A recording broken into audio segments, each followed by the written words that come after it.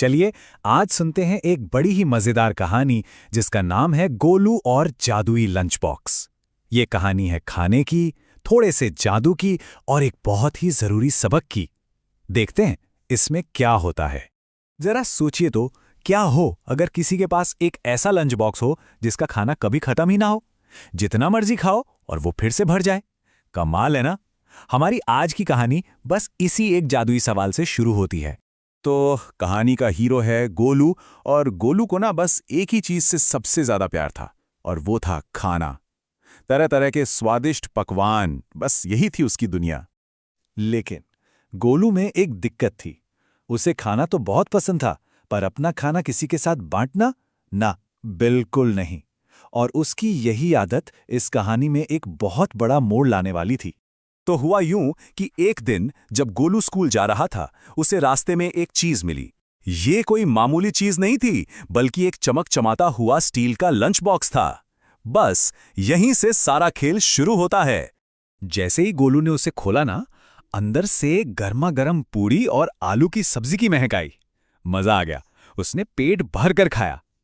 पर असली जादू तो अब होना था।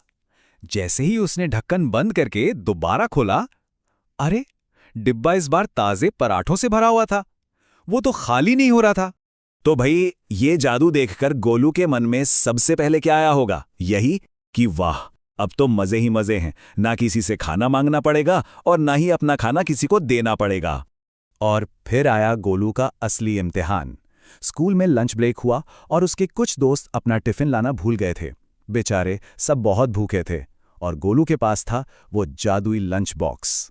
तो गोलू ने क्या किया? उसने अपने दोस्तों को कुछ नहीं बताया, बल्कि एक कोना ढूंढा और उनसे छिपकर अकेले ही सब कुछ खाने का फैसला कर लिया।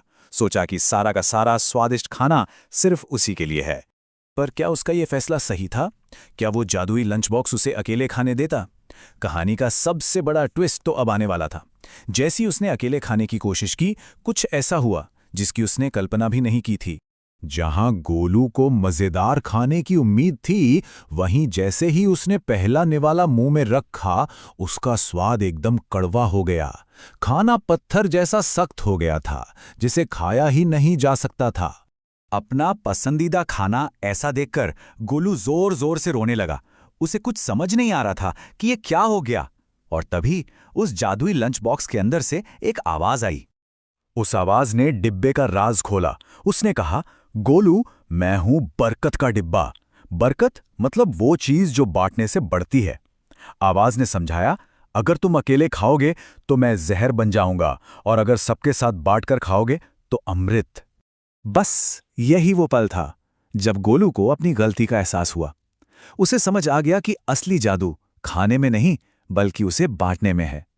वो फौरन अपने भूखे दोस्तों के पास भागा और सबको खाने के लिए बुलाया। और फिर जानते हैं क्या हुआ? जैसे ही गोलू ने अपने दोस्तों के साथ पहला निवाला बांटा, डिब्बे का खाना फिर से जादुई हो गया। बल्कि इस बार तो वो पहले से भी ज्यादा स्वादिष्ट था। डिब्बे से दुनिया का सबसे लजीज खाना निकलने लगा, जो सबके लिए काफी था। उस दिन गोलू ने एक बहुत बड़ी और गहरी बात सीखी कि अकेले खाने से सिर्फ पेट भरता है, लेकिन सबके साथ मिलकर खाने से ना, मन भी भर जाता है। उसे एक अलग ही तरह की खुशी महसूस हुई। तो इस पूरी कहानी की सबसे बड़ी सीख क्या है? वो है बांटने का अमृत। मतलब बात सीधी सी है, जब हम कोई भी चीज दूसरों के साथ साझा करते हैं तो उस चीज का मजा और उससे मिलने वाली खुशी दोनों ही कई गुना बढ़ जाते हैं। और ये सिर्फ खाने पर नहीं, जिंदगी की हर चीज पर लागू होता है।